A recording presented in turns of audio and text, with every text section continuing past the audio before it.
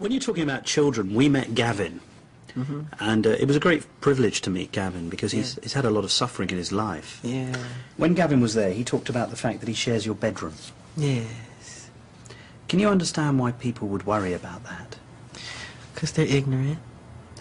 But is it really appropriate for a 44-year-old man to share a bedroom with a child who is not related to him at all? That's a beautiful thing. That's not a worrying thing? Why should it be worrying? Who's the criminal? Who's Jack the Ripper in the room? This is a guy trying to heal a child. I'm sleeping in a sleeping bag on the floor. I gave him the bed because he has a brother named Star. So him and Star took the bed, and I'm on the floor in the sleeping bag. Did you ever sleep in the bed with them? No. But I have slept in the bed with many children. I sleep in the bed with all of them. When Macaulay Culkin were little, Kieran Culkin would sleep on this side, Macaulay Culkin's on this side, his sister's in there. We're all just jamming the bed. And we wake up like dawn and go in a hot air balloon. You know, we have the footage. I have all that footage. But is that right, Michael? It's very right. It's very loving. That's what the world needs now. More love, more. The world needs a man who's 44 sleeping in a bed with children. No, you're making it all wrong.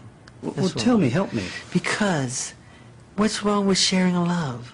You don't sleep with your kids or some other kid who needs love, who didn't have a good childhood? No, I don't. I would never dream of sleeping. I would never dream. Because you've never been where I've been, mentally. What do you think people would say if I said, well, I've invited some of my daughter's friends round, or my son's friends round, and they're going to sleep in the bed with me tonight? That's fine. What do you think their parents would say?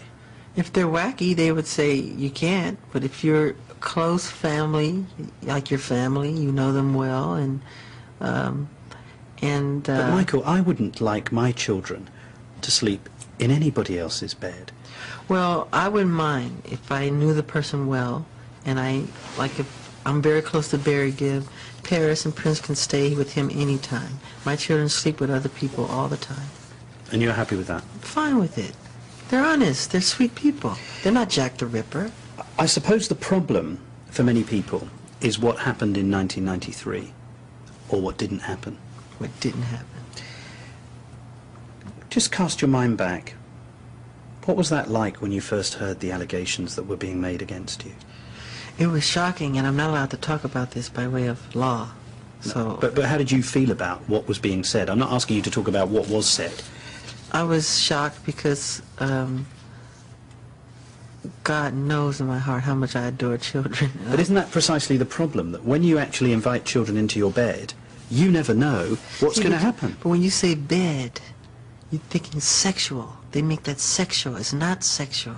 But we're going to sleep. I tuck them in. I put a little music on, and a little storytelling. I read a book. It's very sweet. Put the fireplace on. Give them hot milk. You know, we have little cookies. It's very charming.